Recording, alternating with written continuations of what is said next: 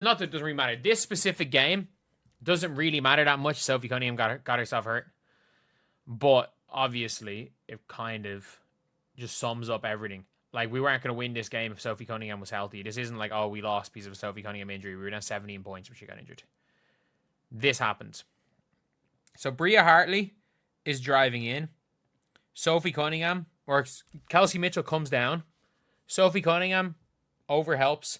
And Bria Hartley just kind of plows. The Indiana Fever's challenging season reached another devastating low point when Sophie Cunningham suffered what appears to be a severe knee injury during their matchup against the Connecticut Sun. The incident occurred while the team was already trailing by 17 points, highlighting that this injury compounds existing problems rather than causing the defeat. The injury happened when Bria Hartley drove toward the basket while Kelsey Mitchell defended the play. Cunningham provided help defense, but found herself in a vulnerable position as Hartley's momentum carried her directly into Cunningham's leg area. Video analysis suggests the impact occurred around the knee region, with Cunningham immediately clutching her patella area following contact. Medical assessment based on visible reactions indicates a potential patella injury rather than ligament damage. Was through her leg by the looks of things. So I need to see where she plows through. She kind of plows through the knee. And Sophie's holding like her patella.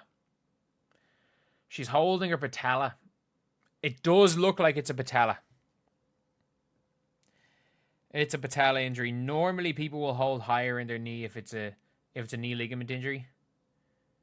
It looks like Cunningham's hand placement on the lower portion of her knee suggests patella involvement, as players typically grab higher on the leg when experiencing ACL or other ligament problems. The severity could range from a fracture to a complete rupture, both scenarios carrying serious implications for her immediate and long-term availability. The timing and nature of this injury raises questions about season-ending implications. Current medical evaluation suggests minimal probability of Cunningham returning to action this year, with recovery timelines extending well beyond the remaining regular season and potential playoff period. While some minor possibility exists for a return if the injury proves less severe than initially assessed, realistic expectations point toward extended absence. Historical context adds concerning elements to this incident. like she might have either broke or either ruptured her patella.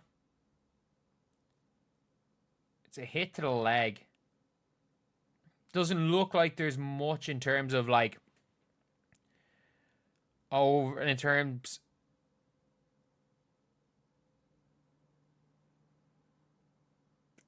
she jumped through her knee. Like, she's done for the year.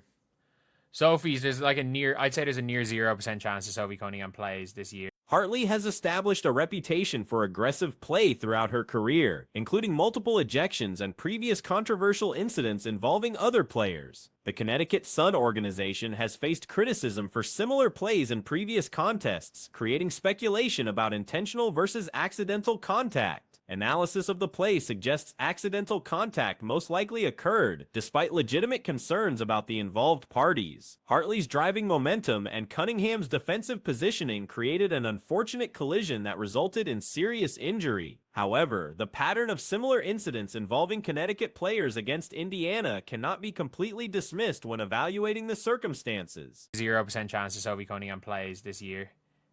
Plays again this year, for being honest. Like, if we're going to be completely honest here, they went at Sophie Cunningham early, and considering this is Bria Hartley, I'm not ruling out that she jumped through her knee. Considering who it is, I'm not. Like, Bria Hartley has been ejected multiple times. She's yanked Angel by the hair. This is the Connecticut Sun. This is a team that... This marks Cunningham's second injury this season while facing the Connecticut Sun, having previously suffered ankle problems against the same opponent. The frequency of these incidents during matchups between these specific teams has raised eyebrows among observers who note the statistical improbability of such coincidental timing. The broader implications extend beyond individual player health to team composition and championship aspirations. With multiple key players already sidelined through various injuries, the Fever's roster depth has reached critical levels. The accumulation of injuries has transformed what began as championship expectations into survival mode for basic competitive viability. By the hair. This is the Connecticut Sun. This is a team that that have jumped through players' knees before. I'm not ruling it out. I think it's accidental. I'm gonna say if you're asking me what I say I think it's accidental. I don't think it's anything too crazy, but I don't think I can rule out, considering who it is, that this is intentional here. Like, there's no need to fall like that. And if it was any other team other than the Connecticut Sun, I'd be saying, you know what, this is just a complete, like, it's just completely Medical uncertainty remains regarding the specific diagnosis and recovery timeline. Patella injuries can vary dramatically in severity, from minor inflammation requiring brief rest to complete ruptures demanding surgical intervention and months of rehabilitation. Cunningham's visible pain reaction and inability to continue playing suggests significant damage occurred. The injury's impact on team morale and fan engagement cannot be understated. Indiana has generated unprecedented attention and viewership this season, making each setback more visible and disappointing for supporters. Like, it's just completely an accident. It's a awful thing to see, but like, it's like, it seems to be a case where you've now got a player who is already known as the dirtiest player in the league. Like, Bria Hartley is known as the dirtiest player in the league doing this. I mean, I think it is. I think it's more than likely accidental. The sight of another star player leaving games due to injury creates negative associations with the sport's physical nature and player safety protocols.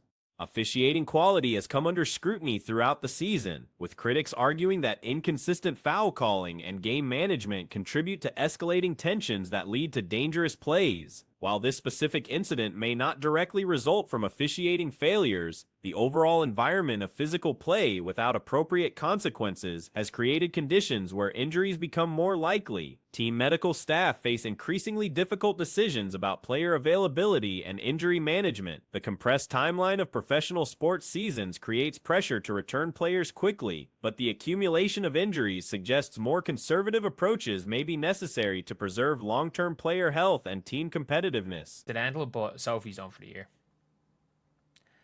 Sophie's done for the year. I tweeted out and I was like, of course, someone said, such a dirty play, flopping right in Sophie's leg. I don't know. So, but again, Bria Hartley is taking out too many players. It doesn't look like an ACL.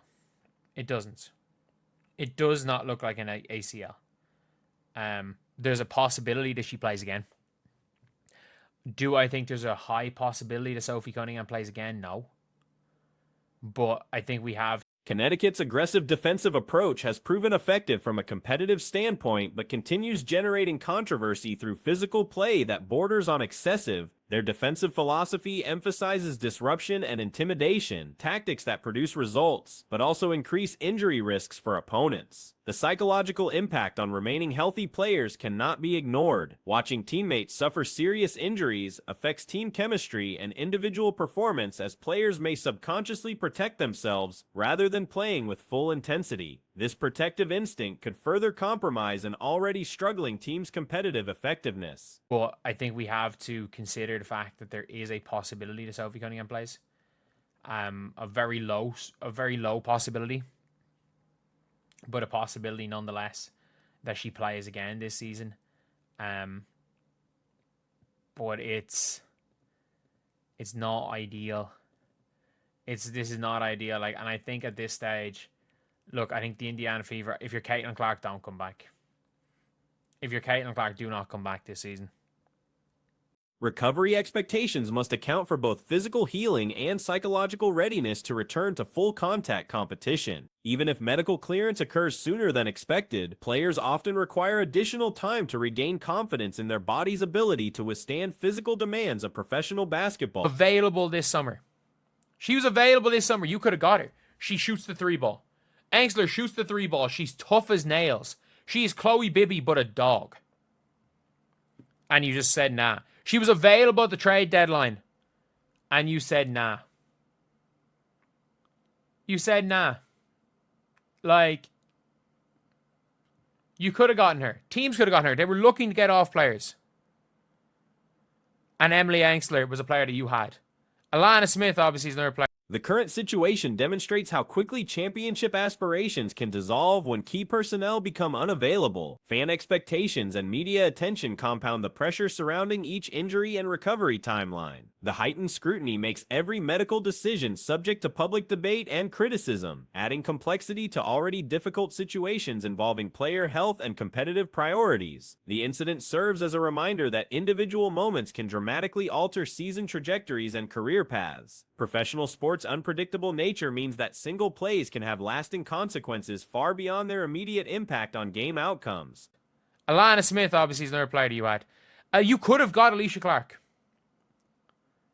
Like, you actually could have gotten Alicia Clark because it was a lot. There could have been a way of, like, rerouting a trade to get Alicia Clark. But you would have had to give up Damiris Dantas in the process. Or you would have had to give up Bree Turner in the process. Because Alicia Clark was a pure salary dump. She was a pure salary dump. You could have rerouted. You could have rerouted a way of getting Alicia Clark. You would have had to give a third-round pick to get Alicia Clark, I'd say. This particular contest perfectly illustrated the organizational failures that have plagued the Fever recently. The match highlighted every aspect of poor decision-making that has characterized the franchise's struggles. Emily Engstler emerged as one of Washington's most effective contributors during the game. Despite plus-minus statistics, her impact was undeniable throughout the contest. The irony lies in Engstler's history. She was originally selected by Indiana in the lottery draft before being discarded after just one season. You would have had to give a third-round pick to get Alicia Clark, I'd say. We are literally getting cooked. I kid you not. I kid you not. This is her first WNBA game. This is what Madison Scott is a mobile wing. She's a mobile wing who just worked her ass off. What does the Indiana Fever need? Mobile wings. What did we do? We signed a point guard who played in the Greek league, which is a terrible league, who doesn't play. Engstler remained available during the summer transfer period and could have been acquired. She possesses three-point shooting ability, displays tremendous toughness, and brings the intensity of a player like Chloe Bibby, but with superior defensive capabilities. Despite her availability at the trade deadline, Indiana showed no interest in reacquiring her services. The organization could have obtained her along with other former players like Alana Smith. Alyssa Clark was also obtainable through salary dump trades, though acquiring her would have required surrendering players like Damiris Dantas or Bree Turner. Who doesn't play? We need wings, so what do? We sign a point guard who Stephanie White has never even watched play basketball before. Like, we could have signed wings. And if you guys agree with this, subscribe. We are trying to hit 56.65 thousand subscribers. We could have signed wings. We could have signed wings. We chose not to. Like, I don't think Madison Scott's very good. I don't think Madison Scott is very good. Clark represented a pure salary reduction move that could have been accomplished with a third-round selection. Madison Scott, playing her inaugural WNBA contest, demonstrated exactly what Indiana lacks: mobile wing players who compete with maximum effort. Instead of addressing their wing shortage, the Fever signed a point guard from the Greek League, a competition known for its poor quality. This player rarely sees action and was signed despite coach Stephanie White never having observed her play previously. Kyra Lambert's signing exemplifies these questionable choices. Is very good. But at least she is a player. Like, why did we sign Kyra Lambert? Like, people don't understand it. People are like, oh, look at Kyra Lambert, like, she's, there were people saying, like, oh, Kyra Lambert, give her a shot, give her a shot. Lads, Kyra Lambert, I mean this when I say this, she played in Greece. She averaged 8 points per game in Greece. That is most teams in that league are... She competed in Greece, averaging merely 8 points per game in a league containing numerous amateur squads. Her statistics pale compared to Odyssey Sims, who produced 17.9 points per game with Dallas the previous season. Lambert performed before empty venues against amateur competition, yet received a contract. Chloe Bibby received a guaranteed contract only to be removed from the rotation entirely. If management intended to bench her, why provide guaranteed money? Most teams in that league there are amateur teams in that league. There are amateur teams in that league. I said the same thing about Sims. Odyssey Sims averaged 17.9 points per game last year for the Dallas Wings. Kyra Lambert played in empty crowds in Olympiacos against amateurs and averaged 8 points per game. Chloe Bibby. We gave Chloe Bibby a guaranteed deal just to take her out of the rotation. I would love for Chloe Bibby to... The signing initially seemed logical, but now appears wasteful given her improved play when opportunities arise. The organization's potential lottery selection will likely be traded away, continuing their pattern of poor asset management. History suggests they'll exchange this valuable pick for an aging veteran rather than developing young talent. Tonight's results summarized everything problematic about the franchise. A former draft pick they abandoned performed excellently against them. Deal just to take her out of the rotation. I would love for Chloe Bibby to get played more, but if you didn't want to play her, why does she have a guaranteed contract? Why did you give her a guaranteed deal? Why did you sign her for the rest of the season if you're not going to play her? Like, it makes perfect sense. The Chloe Bibby signing makes perfect sense. I agree that the Chloe Bibby signing is a good signing. I agree that it was a good signing initially. I was wrong with it at the start, but ironically, now it's at the stage where I'm like, I didn't think she was going to play it. I didn't think she was going to be good. Now I'm like, dude, she's way better than I thought. Young, energetic players destroyed their defense while their own youth movement stagnated. Washington signed Hungry Wings, who provided elite energy, while Indiana added unnecessary point guards.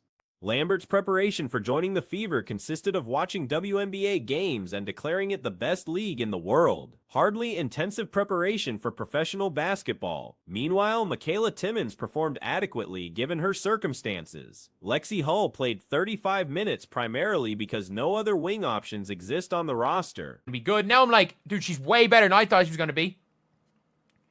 Way better than I thought she was going to be. And the only positive is that the Indiana Fever could get a lottery pick, which they're going to fucking trade. We know they're going to trade the lottery pick. We know they're going to trade the lottery pick. I'm just going to say this. What washed former star do we think the Fever trade their lottery pick for?